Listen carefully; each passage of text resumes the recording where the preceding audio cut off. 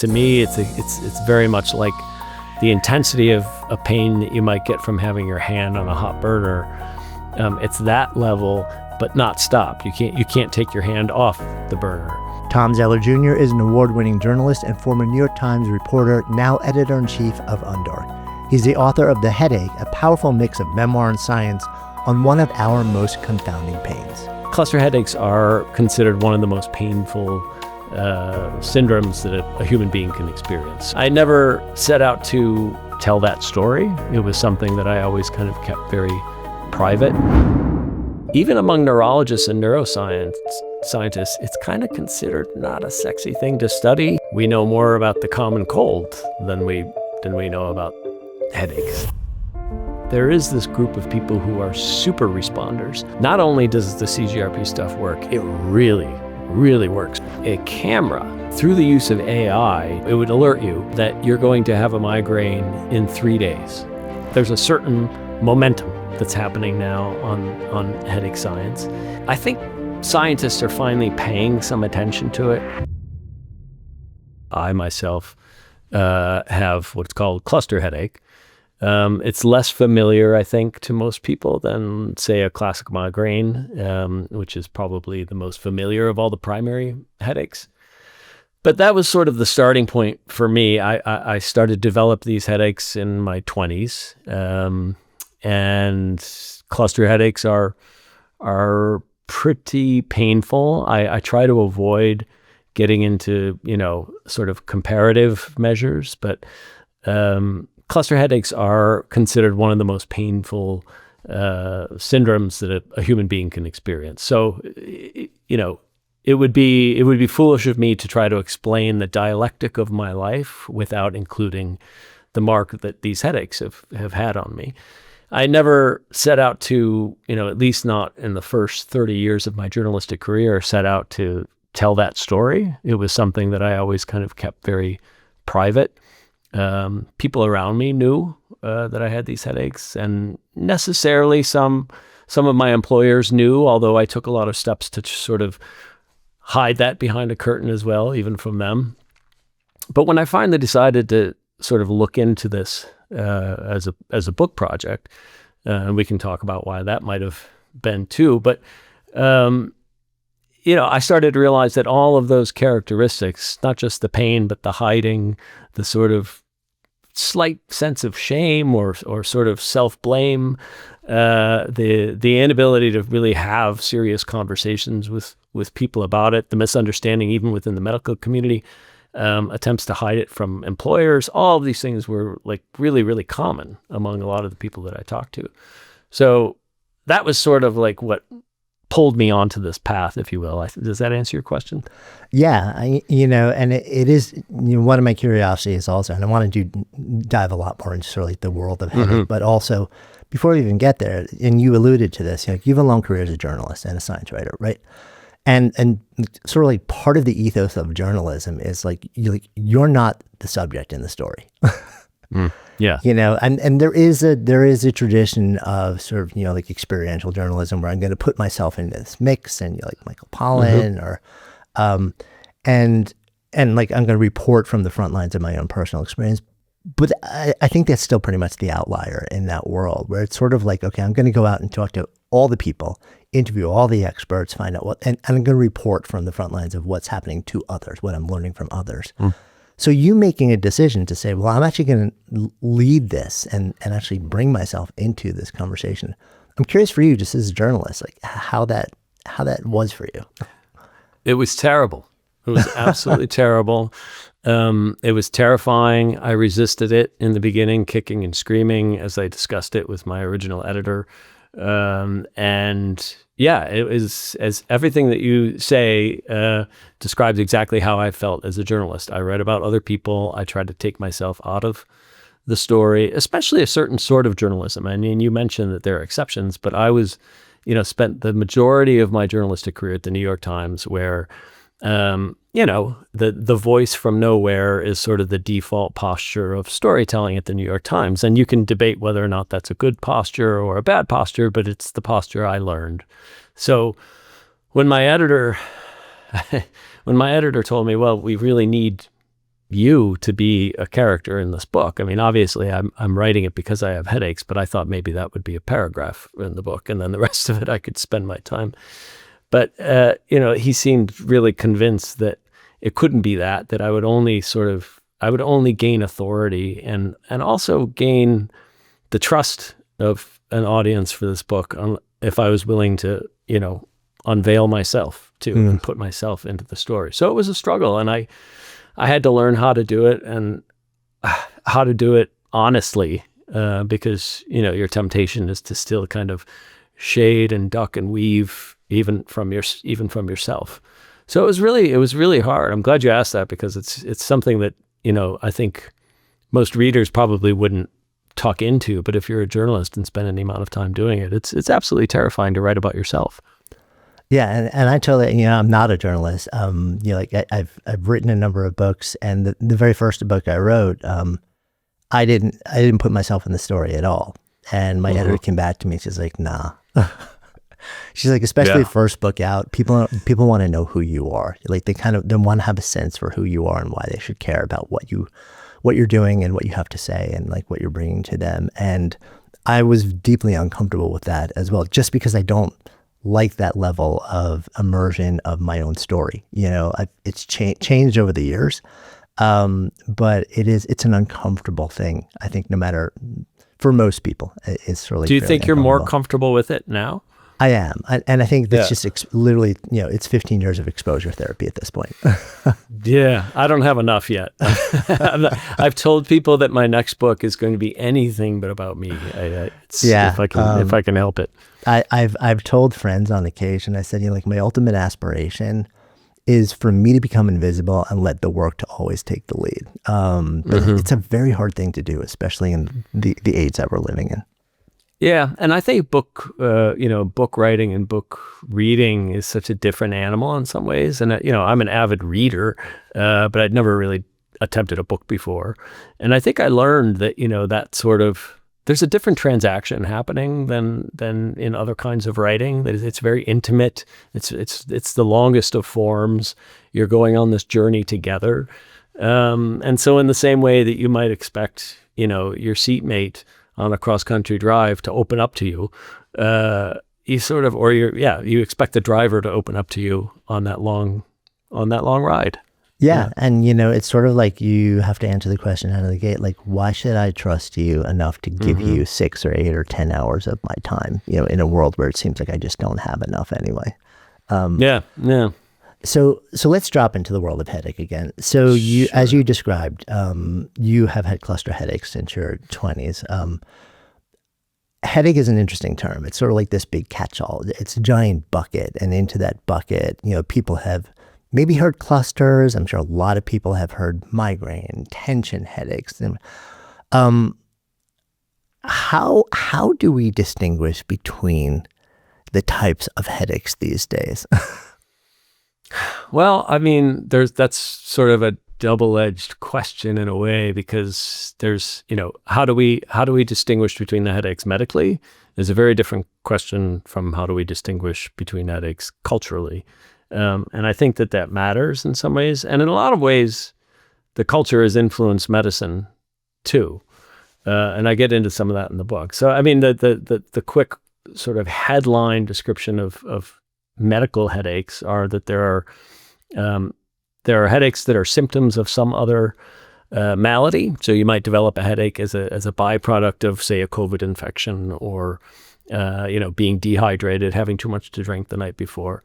We can sort of discern what the cause of those headaches are. And then there are primary headaches, is just what they're called in the medical literature. And these are headaches that are idiopathic. They are diseases unto themselves without any known cause.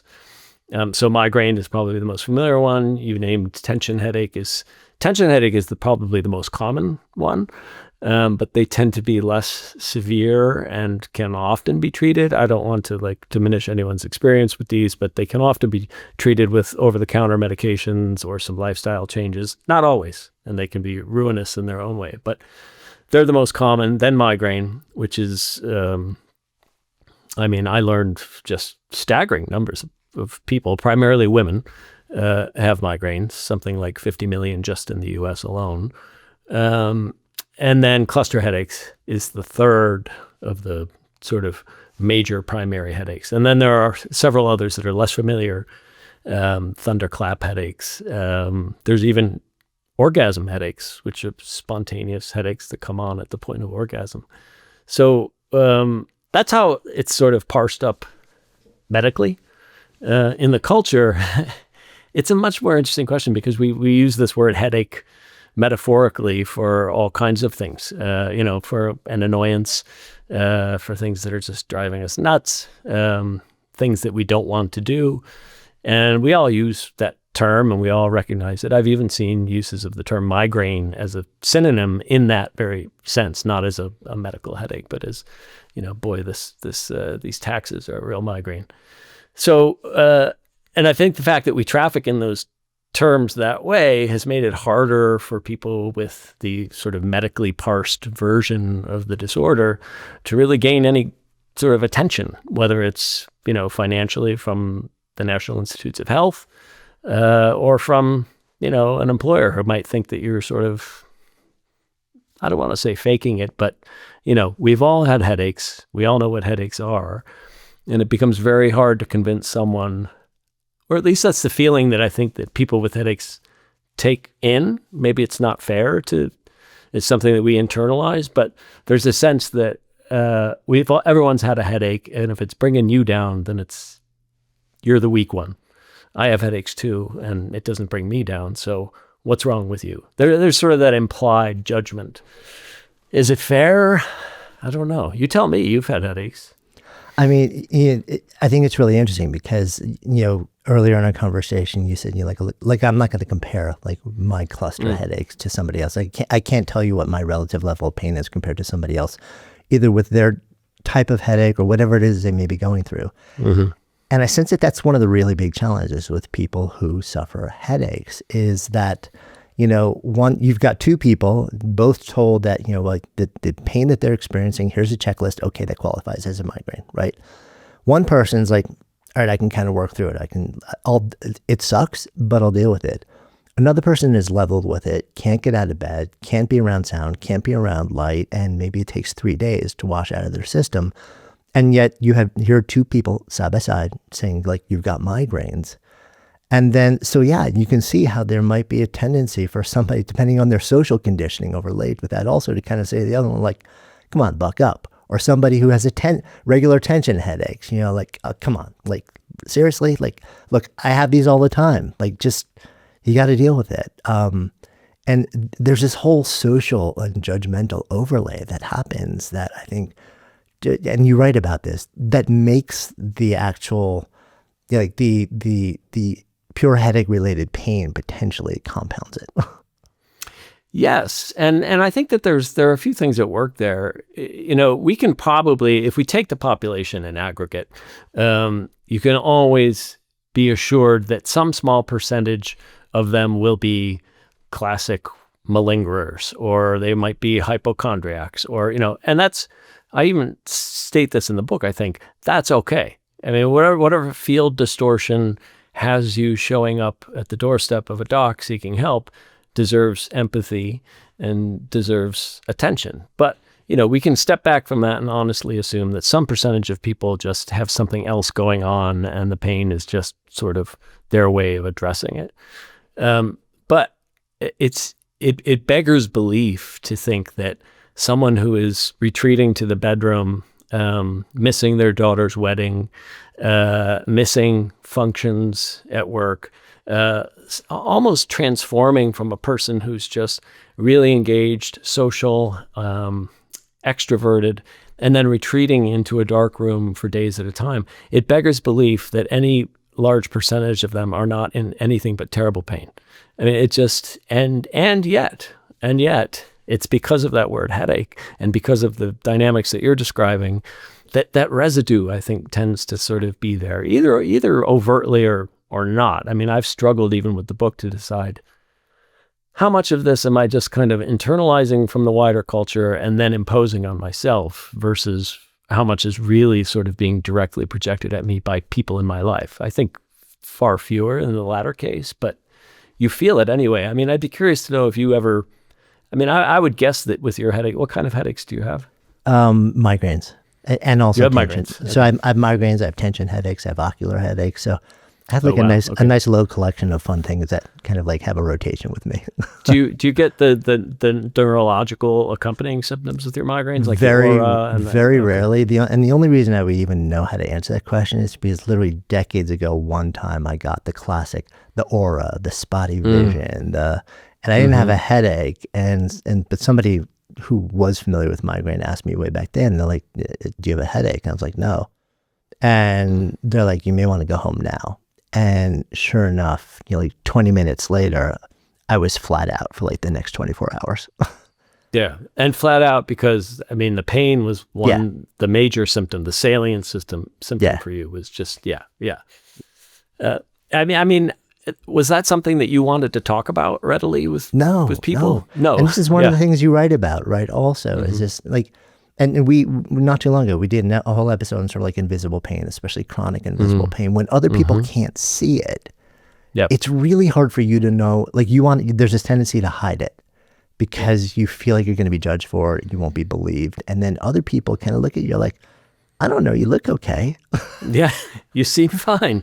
I mean, there is so much bound up in the credibility of a wound, right? If I can show you this thing that's causing me the pain, then I suddenly gain a coin of credibility that people with headache and other kinds of invisible pain, and I mentioned some of them in the book too, just can never get. Their pockets are always empty on that front. And so I think that's why there's a certain shame factor in, I think, attending headaches. And I think some of it has to do with, we would be remiss if we didn't mention that, most migraineurs are women, like I think by 3 to 1. Not all. I mean, men obviously get migraines too.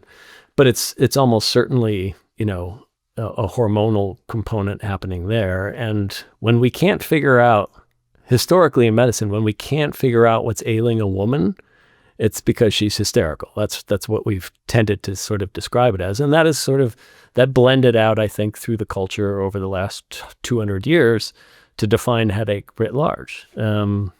If you seem fine, so it must all be in your head. So, I mean, there is this really interesting gender overlay there. If over the last couple hundred years, like women experience this on a 3 to 1 basis, meaning they're the ones who are most likely to seek help for it, I would imagine, or at least in the beginning.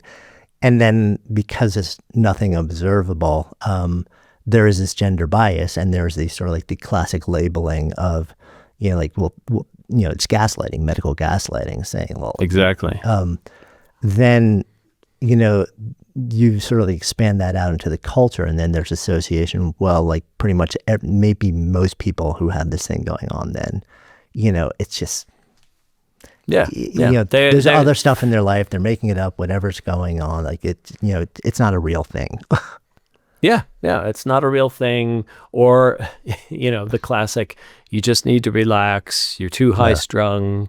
Maybe, I mean, there's a whole rich tradition of comical but terrible literature from the mid 20th century, depicting women with migraine as being frigid. If they would just have sex with their husbands more, their headaches would go away. I mean, and this was literally advice being dispensed by physicians in popular magazines and newspapers.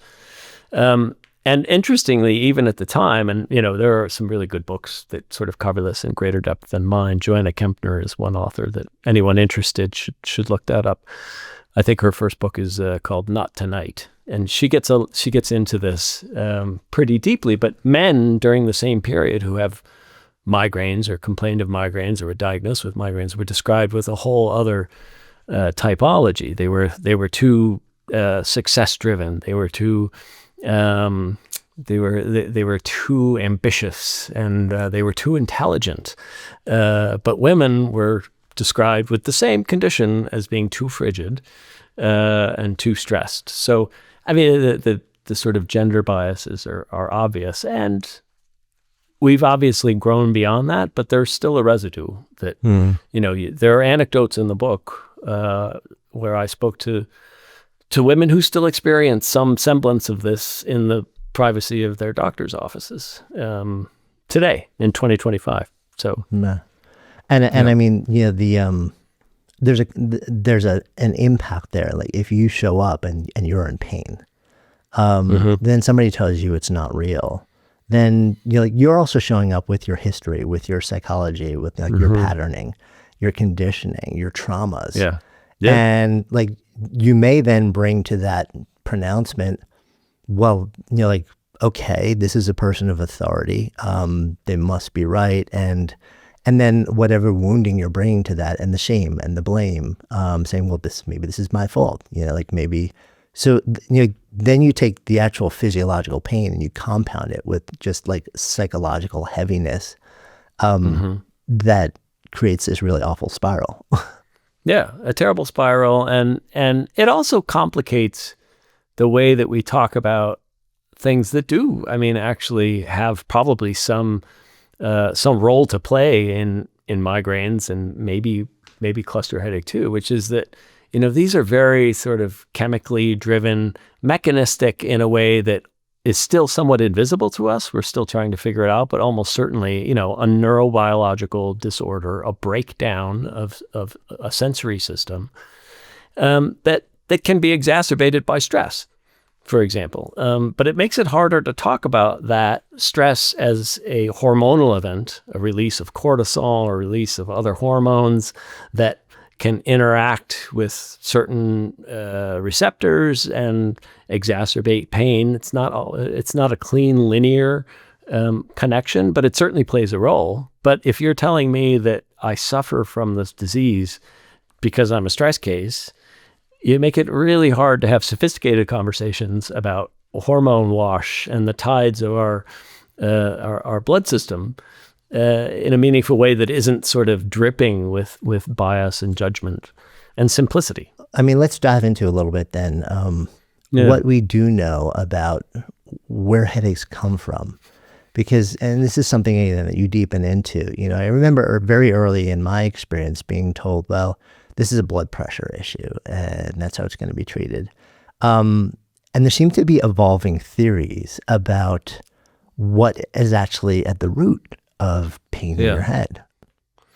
Yeah. I have to tell you, I started out in some way driven by the fact that this surely must be knowable. This surely must be something that, a headache, in some ways we know more about the common cold than we know about headaches. So I started out probably a bit naively thinking, well, if I just talk to the right neuroscientists, they will lead me down the sort of molecular pathway that leads to pain. And surely I think even, most of us who have never investigated this, if asked, would probably say, well, blood vessels in my head are throbbing, they're bumping up, they're mashing up against a nerve ending somehow, and that's generating pain. I think probably a lot of us would think if we were asked to describe what is going on in a headache, we would say that.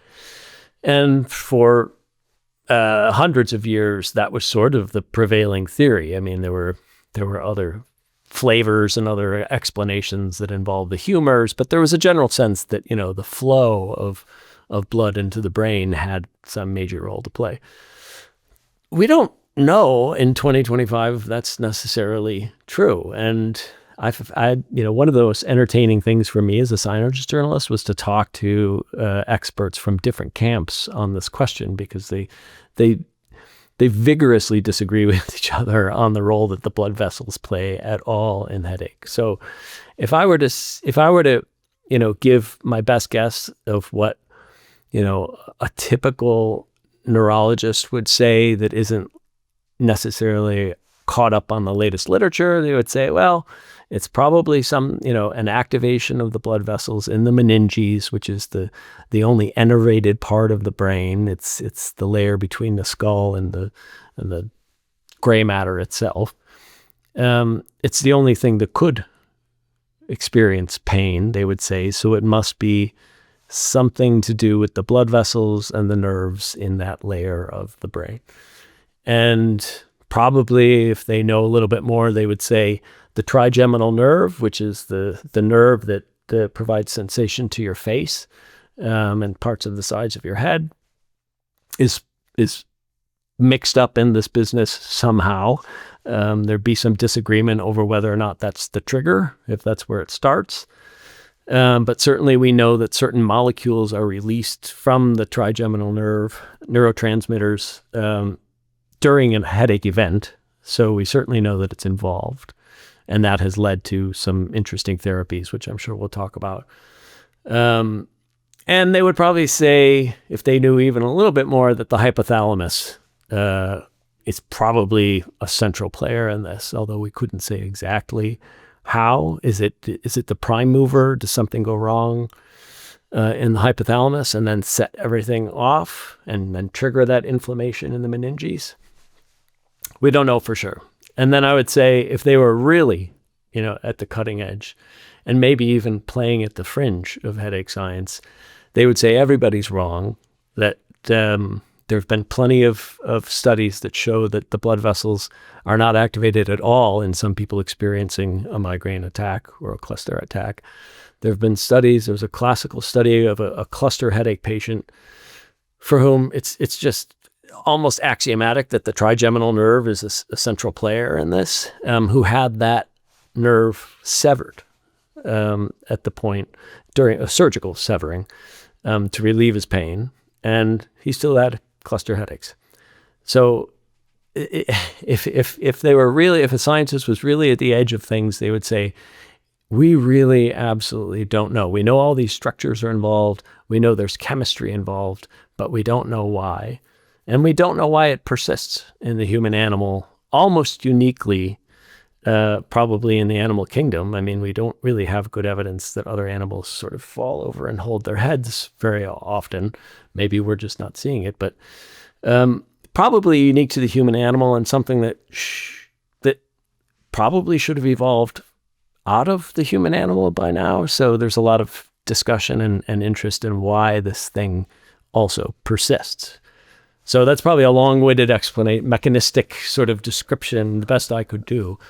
Yeah, but it's really interesting, right? Because you're describing a scenario where this is something that affects a huge percentage of the population. It has affected the huge percentage of the population for generations, and yet we're still largely at a loss to understand the source. Like, where is this actually coming from? And the theories that became prevailing theories are now really kind of like on the way out. And there's all this, like, as you described, there's all this research. But like we literally can look into somebody's head, like in the middle of a pain bout, and see that this is not happening. So it can't really be the thing. Yes, and I think that's what's really confounding. On some level, you have to allow that the brain is an incredibly complex organ, and the most complex, and really, really hard to study while subjects are still using them. So in some ways it makes some sense. But I do think that a lot of the sort of presumption and paradigm stasis and bias in earlier eras contributed to our ignorance now. One thing that we probably should mention is that it's not just the culture, or it's just not, ordinary people carrying around these judgments about headache. One byproduct, I think, of the weird bias that migraine brings with it is that even among neurologists and neuroscientists, it's kind of considered not a sexy thing to study, and they're kind of embarrassed by it. I talked to researchers who were deeply interested in studying headaches, but were told by colleagues, you don't want to do that. It's not, it's not a big problem. It's not that, headache patients are a pain to deal with. You don't want to mess with that. And they're discouraged. They're discouraged from going into it. And I think that too is residue of a sort of bias that we carry as a culture, and also why we remain as ignorant as we are. Yeah, it's like if your primary researchers are discovered from really allocating like time, money, and energy to it, it slows the whole process of understanding what's really going on. And then in turn, the entire process of either treatment and or cure at some point. Yeah. I mean, and I've had, it seems really reasonable if you've got a population, in the tens of millions, probably a billion worldwide, the amount of economic drain that these conditions represent is just staggering. I mean, it's almost laughable when you start to dig into the numbers and realize just how much, missed work, how much missed consumerism, how much missed life there is because of these absolutely debilitating conditions. And they are debilitating. I mean, it sounds like an overstatement, and I was sort of hesitant when I first started writing the book to talk about it in those terms. But, when I think even the World Health Organization considers, someone in the throes of a migraine to be as disabled as a quadriplegic. I mean, they actually use those terms, which just absolutely, I recoiled from that analogy at first because it seems absurd and it seems to be, stealing something from, it's just a head where it can't compare a headache to quadriplegia, right? But if you break it down, I mean, in the throes, when you were laid out with that migraine that you had, that was just so painful, you couldn't do anything, could you? I mean, you were functionally disabled during that period. Yeah, and I wouldn't personally make the analogy to say that, okay, so like I had the equivalent functionality of somebody who was experiencing quadriplegia, but sure. Was it, has it been profoundly disabling for like short moments of time in my life? Yes. And I'm probably not at the extreme pain end of the spectrum, given people even within my own orbit, sure. Who I know who experience it on just a completely different level from me. But it is, it can be profoundly, it makes it so that you can't function. And it's this really weird transient sort of disability, whereas, you're forever cured, in most cases. I mean, some people do have chronic forms of the disease, which I can't even imagine. But, for most people, it comes and it goes. So you're disabled and then you're not. Or you're, if you're not fully disabled, you're certainly diminished and then you're not. And, to some extent, that also has contributed to a sense that, well, this isn't something that we really should spend any money on, despite the fact that were you to introduce a cure for headaches writ large, or just prevent them from happening, the amount of just sheer economic benefit from that would be absolutely staggering, on the order of, whole GDPs of some countries. Yeah. On top of just like the lessening of suffering on a scale that is astonishing. There's something I'm really curious about, and wonder if you came across any research in your exploration. So a million years ago, I used to teach yoga in New York City. And there would be nights where, 6:30 would come, I'd show up at my studio, there would be a packed room full of, 50 people, mat to mat, and they're expecting me to show up and give them 90 minutes that will be worth the time they just gave me. And my head would be pounding, absolutely pounding. I was in the middle of a migraine. I could turn down the lights. I could sort of like adjust, and I noticed a weird thing happened pretty often, right? I would walk up and I would walk into the room. My head is pounding, but this was my job. And I owned the studio also. So it was sort of like, this is just, I had to quote, suck it up. This is what I do, right? People were expecting this of me. So I went in, and then I began to notice this repeated pattern, which is that like I get a couple minutes into teaching, and then functionally, I wasn't experiencing head pain anymore until the final person left the room after that last minute, the last class. And all of a sudden, I'd be like, oh, my head is pounding again. And it got me really curious about the role of attention in the experience of headache pain. And I know attention, just in general, chronic pain, like there can be a really strong association. But it was almost like when I stepped in, I said, this is my job. I need to be utterly present here. I need to just completely shift my attention outward to these people in a room and lose myself in that moment, that for all intents and purposes, I did not have a headache. But the moment that my attention, the last person left and my attention shifted back into me, it was there again. I'm curious what your take is on that from the research that you've done, the people you've talked to. I mean, so there is a fair amount of decent evidence, I think, that cognitive behavioral therapy, for instance, works for some people.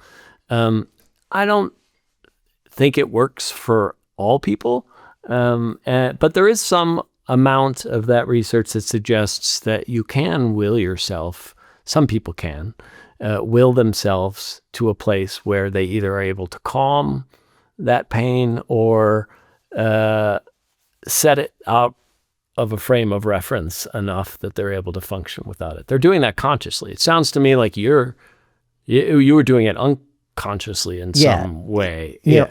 And at the same time, like at that point, like I had already started to develop a pretty dedicated meditation practice. So like I had a practice of directing my attention and holding it in a particular way. And I wasn't consciously trying to do that, but what I was consciously doing was saying, I know where my attention needs to be for this fixed window of time, and I need to give it all. And it was almost like there was no room for the pain while I was doing that.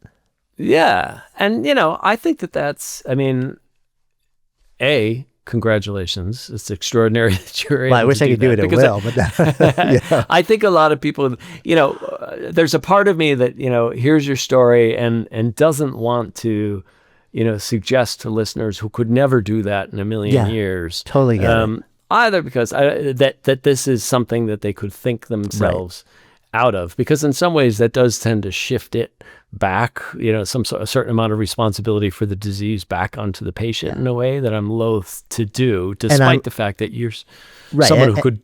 And I'm with you. The last thing I would either of us want to do is sort of like shame and blame somebody for not being able to have this experience. At the same time, I think that there is a natural tendency, I think, when we experience pain. I would do this. I mean, I would add the caveat in my case with the pain of a cluster headache. I will allow and issue the caveat that, I can't know how anyone else would experience a cluster headache, but I experience lots of kinds of pain in my life. I've had terrible ankle surgery. I've practically broken an ankle while running. I've had, any measure of painful experiences, but this is a category difference.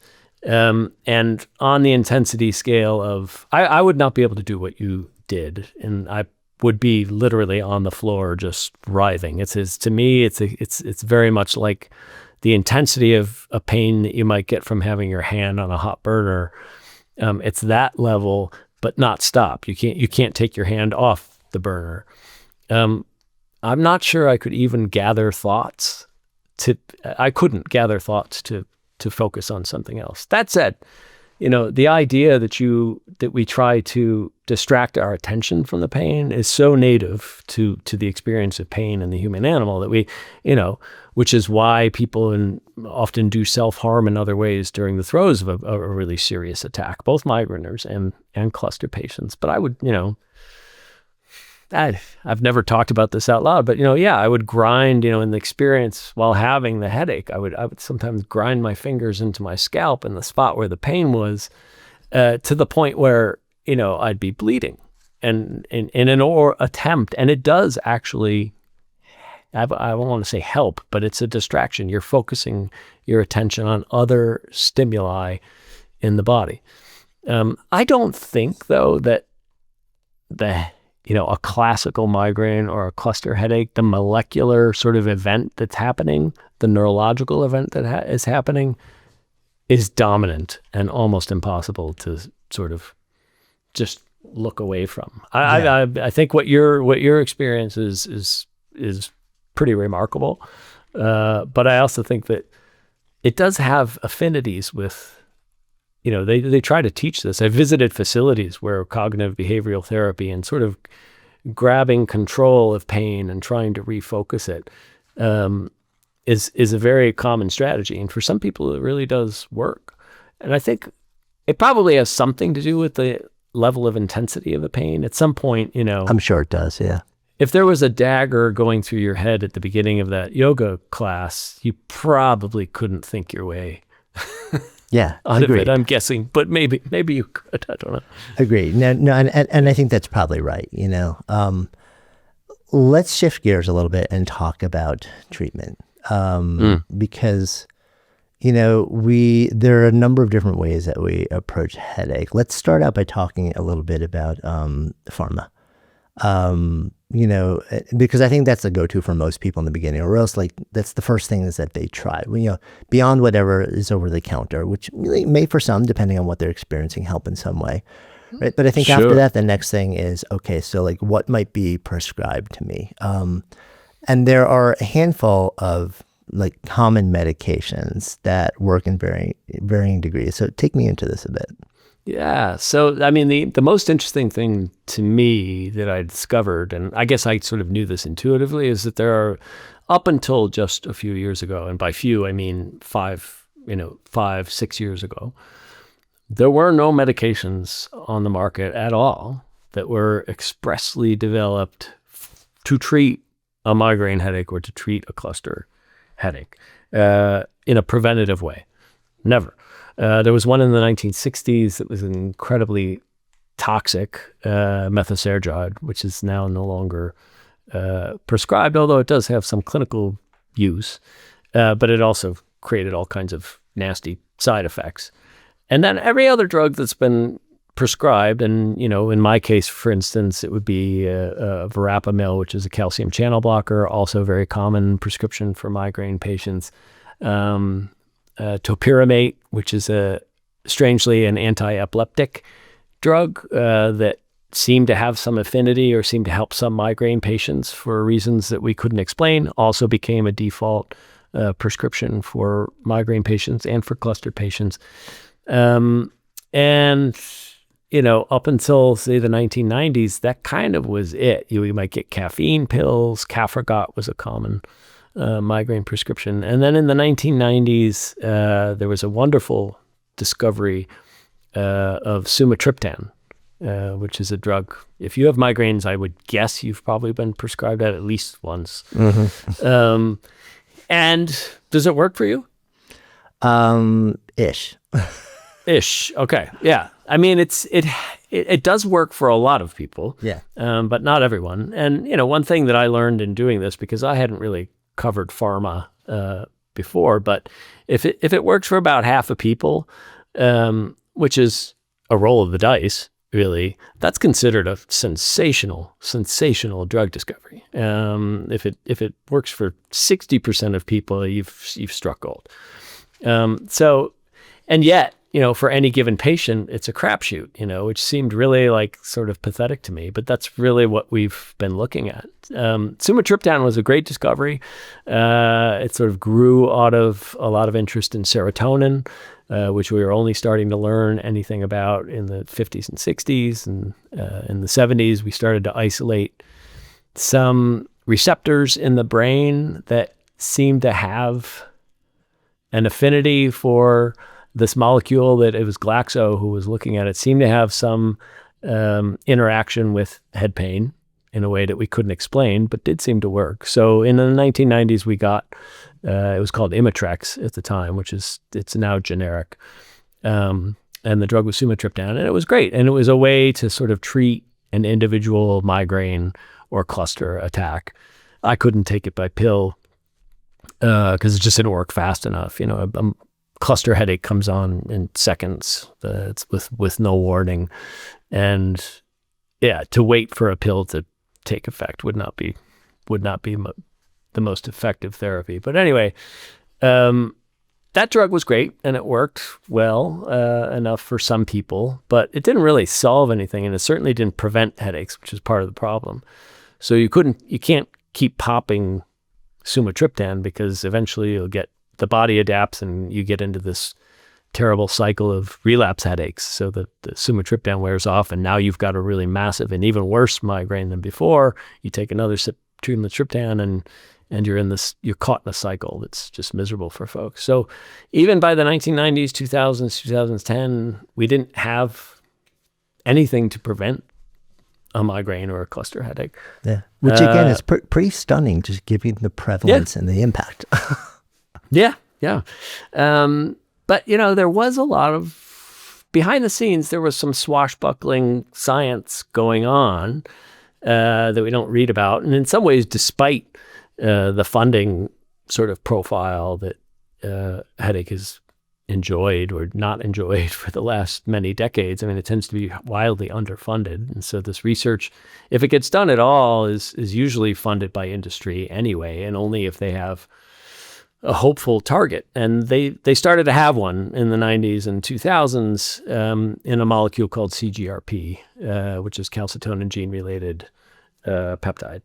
And it's basically a neurotransmitter that was discovered in the 80s. And through some really interesting experiments, some scientists in Europe and in the United States figured out that during the throes of an attack, the blood seems to become awash in this strange CGRP molecule.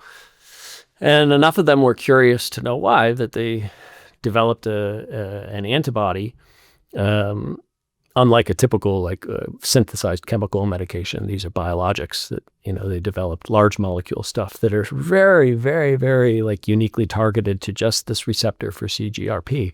And lo and behold, a lot of people that in early testing stopped having migraine headaches. It was almost kind of miraculous. They would, this was not treating a headache. It wasn't treating the pain of a headache. It was preventing women, particularly, who had 15, 16 terrible grinding migraine days a month, suddenly gone for the first times in their lives. And I talked to people for whom it was awakenings. They just were this is I have my life back. And all of it, tied to that really curious, interesting CGRP molecule that until 2018, which is the first time this stuff hit the market, had never really been commercialized into a medication. So it was sort of a very hopeful moment. And I think we're still in that kind of hopeful moment in that, there are now scientists who are trying to figure out, is there a more consequential molecule that we could be targeting that would be more universal? Or is there some sort of mechanism or receptor further downstream that would work for not just 50% or 60% or 70% of people, but, maybe all. And that's what they're working on now. So it's actually a really great time to have a headache. Yeah, it's really interesting because I've gone through the whole cycle. I currently take an anti-CGRP as an injection on a monthly basis. And I was very doubtful because, I have a lot of history of things not working all that well for me. Mm-hmm. So I kind of hesitantly said, all right, I'll do this. And sure enough, 3 months in, I was like, wait a minute. I'm barely ever getting headaches anymore. And I was like, I don't believe this because maybe my sleep is better, maybe my stress is a little better, maybe my nutrition is better. And it took a while for me to be like, no, this is actually the major thing that's different right now. And it was, I still have a quote rescue med if I really need it. Sure. Yeah. But it's also just it's a one-time version of that same thing, and it is kind of miraculous. It's kind of miraculous. And you may well be, I think, there's still a lot of disagreement within the industry and among neuroscientists as to what is the real world efficacy rate of these CGRP meds. And the more I talk to people, you talk to some and they're just like, it's a miracle. It's everybody, all my patients are being cured by this. But the more you talk to people and the more you sort of look at survey data, it starts to kind of ratchet down closer to that 50% mark that has been true of a lot of medications, maybe a little bit better. But the salient takeaway, I think, is that there is this group of people who are super responders.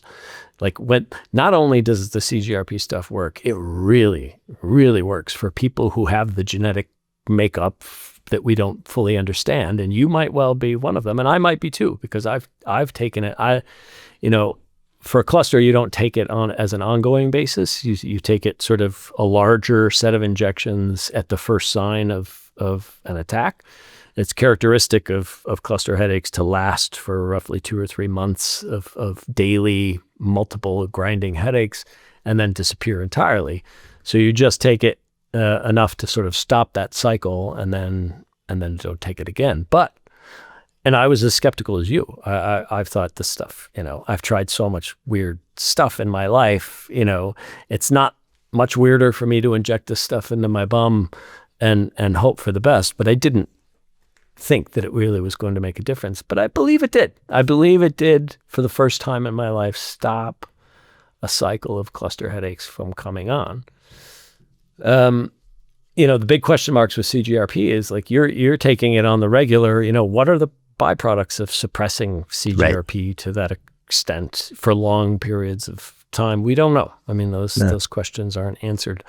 How long? There is some evidence that even among super responders, that the effect starts to wear off over time. So how long have you been taking? For me, it's like less than a year.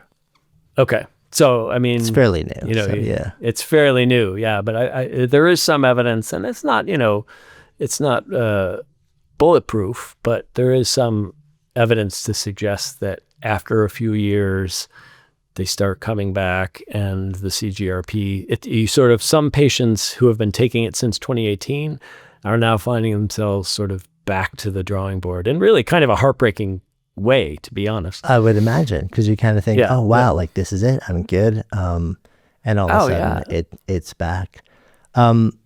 I want to talk about another category of interventions and treatments, which I think is really fascinating, like neuromodulation devices. And this seems to be sort of like this new wave of actual devices. So this is, like a less invasive type of thing, where instead of taking something that's going to alter your internal chemistry, there's something that you generally wear or put on the outside or go for a treatment. Take me into this category of neuromodulators and devices. Yeah. So, I mean, I have to say, I've not personally tried any of them, but I've talked to a lot of patients who have and swear by them. And I've talked to a lot of doctors who prescribe them and who, more or less think whatever works, whatever gets you through the night, if it's working for someone, God bless. That said, the theory behind them has a lot of science behind it. I mean, to the extent that headaches are presumed to be, at least in large part, if not in whole part, neurological. So there's a signaling process going awry. It stands to reason that if you can interrupt that signaling process in some way through an electrical stimulation, you might get some pain relief. So there's the Cephaly device, which is sort of it almost looks like I think of ISIS when I imagine it. It's a bit of a crown with a diamond that sits on your forehead, and it sends electrical signals into the nerves of the face, and in some people this helps interrupt the pain of a migraine headache.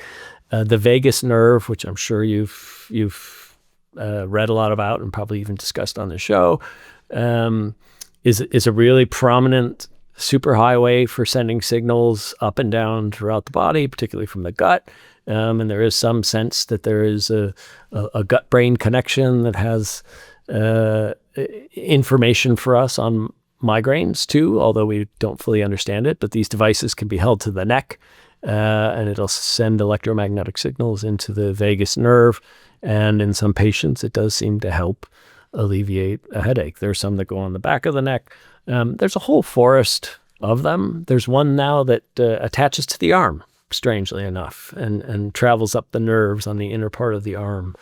And that seems really among the most promising of the ones that I've heard and read about. I don't think that there's not a lot of clinical data to go on. I mean, most of these are developed by device makers who have different hoops that they have to jump through at the FDA. And so we have to sort of take the studies that they produce at face value. I'm not saying that they're faked or anything, but is it the best, most robust set of data out there on any of these devices? No.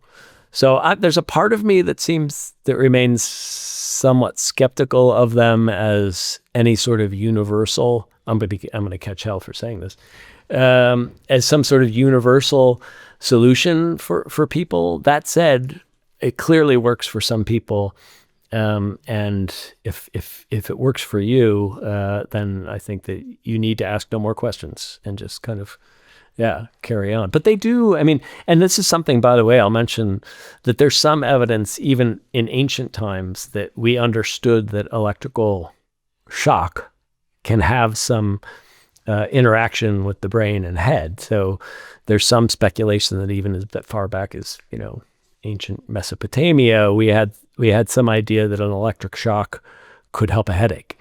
So it's not crazy that we would think this stuff could work.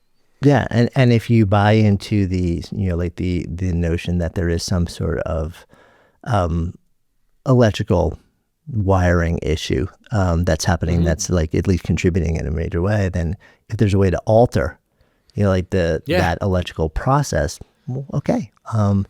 Absolutely. What's interesting also is so whether we're talking about like pharmaceutical intervention, devices, it's still kind of like, try it all until you find something that works, because we can't point to any one thing and say like I have a high expectation this is going to work for you and what you're experiencing. Which is on the one hand, well, how cool. There are a whole bunch of different things that I can try, and there's like a universe of possibilities here. But on the other hand, potentially just really frustrating, because if you start to ratchet through and you're trying it and you're really giving it your all, it's like, nope, not this. And then you go to the next one. Nope, not this. And then you go to the fancy devices. Nope, not this one, this one, this one. And then you're taking time, you're spending money. Oftentimes the newer things, whether it's pharma or a device, they're not covered by insurance, or you have to really fight with insurance to get some level of coverage. So it's time, and also like not infrequently a fair amount of money. And you have no idea if it's going to help until you actually do the thing. Yeah. And, I've said, such is the journey of a lot of people with headaches. I mean, they are, one data point that emerged for me in the book was that, headache tends to strike people in the prime of their life, right? In their most productive years. It often starts in puberty or shortly thereafter. And it often enough tends to wane for a lot of patients as they reach middle age or, their elder years. And the rates of polypharmacy among that population, who otherwise should be sort of in their most robust years of their lives, are commensurate with, geriatric populations in terms of the amounts and numbers of overlapping drugs that they're taking just in order to find relief. Many patients are taking 6, 7 different kinds of drugs, using devices, overlapping, just to try to make it through the day and piece together an existence. And that's kind of the grim tableau that I think a lot of headache patients face. I don't want to sort of like conclude on such a grim note, because I do think there is a lot of interesting science happening. But in some ways, the takeaway from the book, I think, would be it's happening finally, and in spite of a lot of headwaters that had to be overcome. A lot of and also like as we have this conversation, compared to if we had this conversation a decade ago, 10 years ago, there's a lot more that is available to explore today, and it feels like the pace is accelerating, whether it's through like funding, which is like as you described, a challenge, whether it's through private industry or now device makers, and I would imagine that AI is going to play a really interesting role, sort of like in the development of new ideas, new treatments and solutions. And can I share one anecdote on the AI front? Yeah, please. So one of the main guys that I talked to is a researcher from UCLA, is developing a camera that would be on your computer that looks at you throughout your workday, and through the use of AI training would be able to know, it would alert you just by looking at you that you're going to have a migraine in 3 days.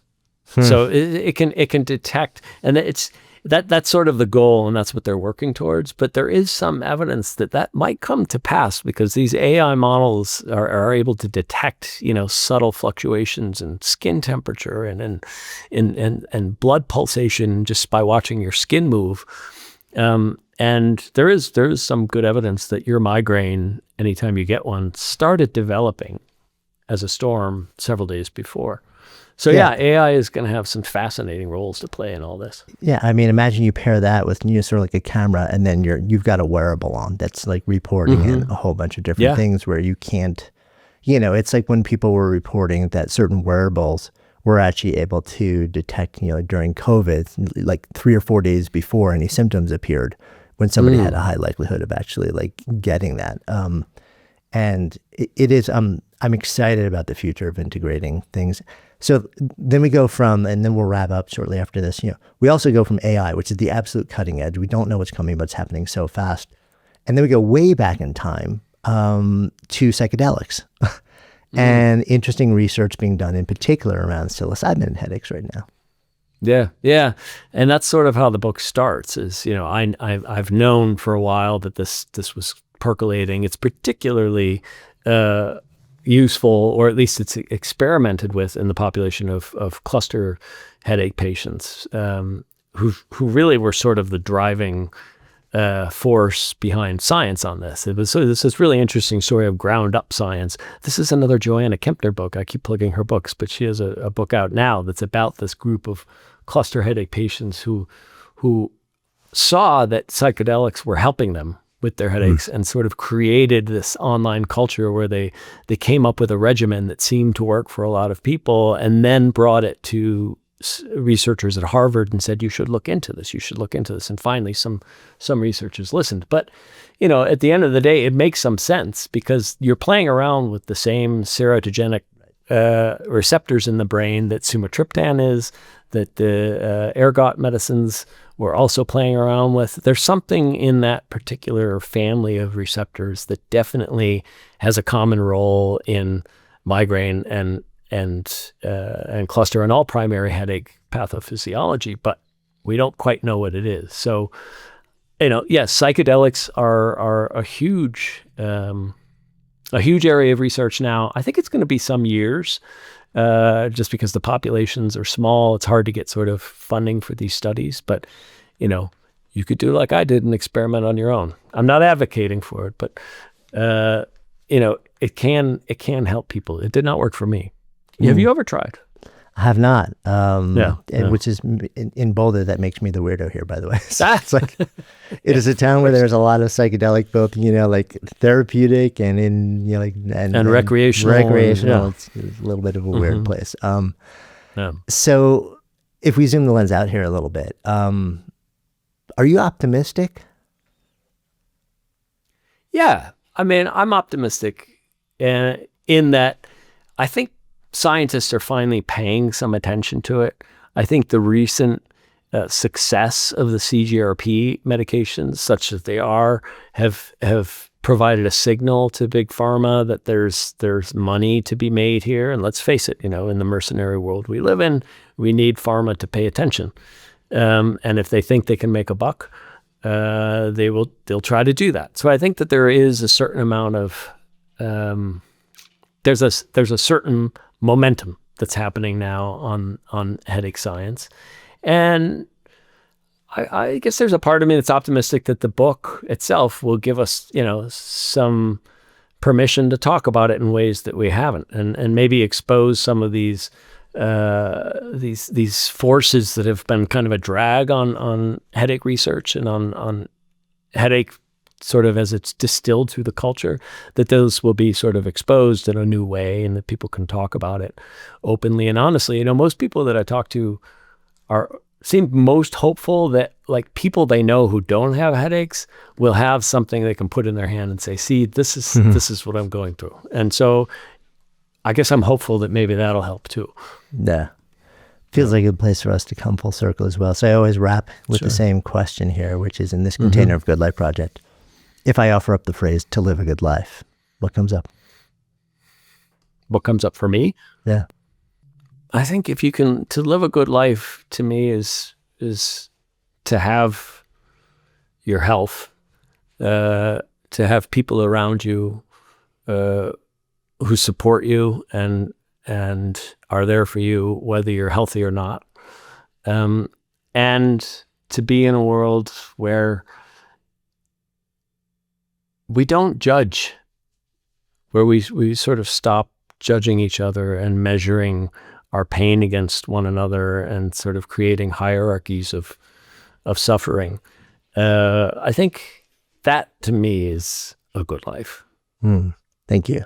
If you haven't yet subscribed to the show, it would mean the world to me if you took just 2 seconds to tap on that subscribe button.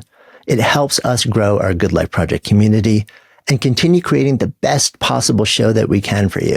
And it ensures you'll never miss an episode.